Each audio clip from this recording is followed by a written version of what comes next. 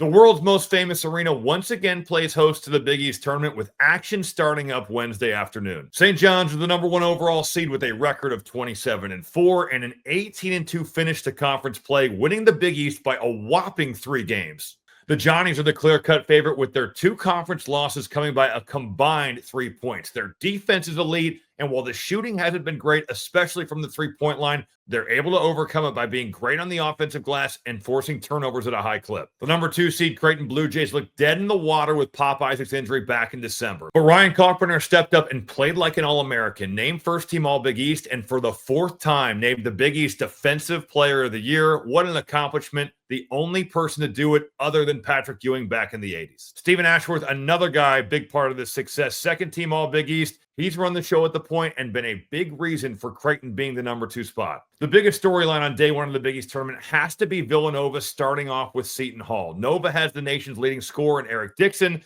and will probably need to win the Big East tournament to play in the NCAA tournament. Their road would go through UConn and most likely Creighton to reach the final. The best matchup on day 2 has to be the 4-5 game Marquette taking on Xavier. The Musketeers are as hot as anybody in this conference, winning 7 straight games to get to 21 wins. History looks fondly on Big East teams entering the Big East tournament with 21 victories, but to feel great on Selection Sunday, it would go a long way for Sean Miller and Xavier fans' peace of minds to get a win in this game. Marquette seems to be a bit stuck in neutral, especially against the top half of the conference. Even with Cam Jones being a first-team selection, they've lost 6 of their 10 games against the conference's top 6 teams. UConn looks to be a team laying back in the weeds as a dark horse in this tournament. The Huskies have won 4 straight and seem to be getting healthy and confident at the right time. The Garden has been rejuvenated with St. John's playing at such a high level this season. Combine that with the way the Big East tournament normally brings the energy, and we could be gearing up for a massive couple days in the Big Apple at the world's most famous arena.